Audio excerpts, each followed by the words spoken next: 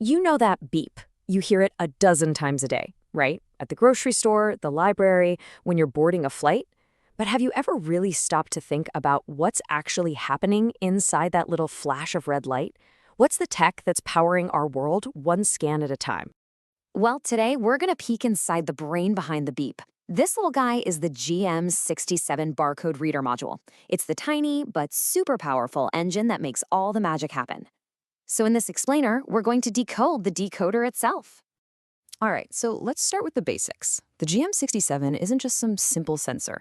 It's a really highly integrated scanner, and it can read both of the main types of barcodes. The old school 1D ones, with the vertical lines, and the newer 2D codes, like the QR codes you see absolutely everywhere. And it's really important to get this. This thing isn't just a beeper, it's a high-speed imaging device. You gotta think of it more like a tiny, specialized camera that's just incredibly good at one thing: reading codes, whether they're printed on paper or just glowing on your phone screen. So, how does it actually see the world? I mean, how does it go from a simple pattern of lines and squares to actual usable data? Okay, let's break down the anatomy of a single scan. It all happens in the blink of an eye, but every single scan follows four fundamental steps. First, it illuminates the code. Second, it aims so you know where you're pointing. Third, a sensor captures an image. And finally, its little brain decodes that image into data. Illuminate, aim, capture, decode. So, at the very heart of that capture step is this, the CMOS sensor. This is basically the scanner's digital eye. The GM67 here uses a 640 by 480 pixel sensor, which, trust me, is more than enough to grab a super clear, crisp picture of whatever barcode it's looking at. Now, the way this thing uses light is actually pretty brilliant. It's got two separate LEDs that work together as a team. There's a white LED that acts like a wide 45-degree flashlight to light up the whole code. And at the exact same time, there's a narrower 32-degree red LED that works like a laser pointer to help you aim. It's just a really smart system to make sure you get a perfect read every single time. Okay, so the scanner's got a picture. Now what? I mean, that image is totally useless until it can be translated into data and sent over to a device, like a cash register or your computer. It needs to speak the right language. And get this, it's basically multilingual. It can talk over a few different interfaces. The most common one is going to be USB. It can pretend to be a keyboard, that's what that HID KBW thing means, and just type out the numbers for you. Or it can create what's called a virtual serial port for more direct communication. And for, older or more specialized electronics, it can use a classic serial connection, sending data one bit at a time. Okay, this is where it gets really cool. See, a barcode scanner isn't a one-size-fits-all kind of tool.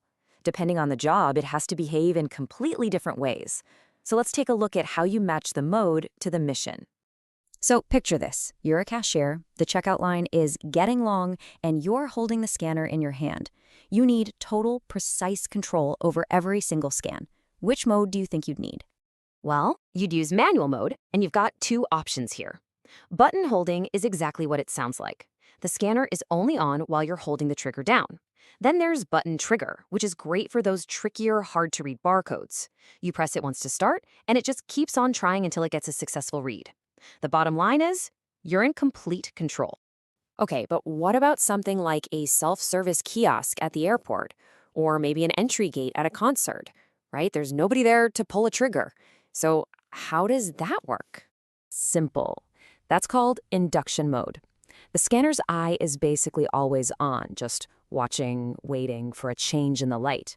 The moment you slide your ticket or your phone under it, that change in brightness is the trigger. The scanner wakes up and reads the code all by itself. It's completely hands-free. All right, let's take it up a notch. What if you're on a factory assembly line and you need to scan hundreds of items flying by every single minute? Yeah, you can't wait for a trigger, and you can't wait for a change in light. You need speed. For that, you need the absolute workhorse, continuous mode. The name says it all. The scanner just never stops. It's constantly looking, scanning, decoding over and over. Once it gets a read, it takes a tiny break, and you can decide how long, say half a second, and then boom, it's right back to scanning again. It's built for one thing: pure, raw speed. So, here's the crucial point. This stuff goes way beyond just picking a mode. The level of customization that's packed into this tiny little module is it's incredible. It really is so much more than a simple beep. First off, just look at the universe of barcodes this thing can read. I mean, it's not just the classic UPC codes on your groceries or the QR codes that take you to a website. Nope. It can handle industrial stuff like Code 39, those really complex PDF 417 codes on shipping labels, and even those teeny tiny data matrix codes you find on circuit boards. It's a universal translator for the physical world. But the control goes even deeper. Let's talk about that classic beep sound. What if you don't like it? Well, you can change it. You can set the pitch high, medium, or low, or hey, if you're in a library or hospital, you can just turn it off completely. Dealing with international systems? Not a problem. Remember how it can pretend to be a keyboard? Well, you can tell it what kind of keyboard to be. It supports layouts for American English, sure, but also for Japanese, Turkish, dozens of them. It can even start editing the data for you before it even sends it out. You can program the scanner to automatically add characters to the beginning or the end of whatever it scans. Just think about that. Every scan could automatically add a timestamp or even hit the enter key for you.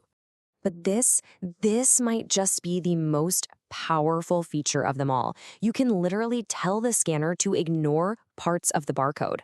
So you could program it to read a 20-digit barcode but only spit out the 10 digits in the middle, automatically hiding the start and end characters. The data is edited before it even leaves the scanner.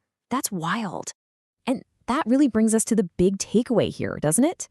If all this complexity, all of this power and customization is hiding inside a device as simple and common as a barcode scanner, it really makes you wonder, what's hiding inside all the other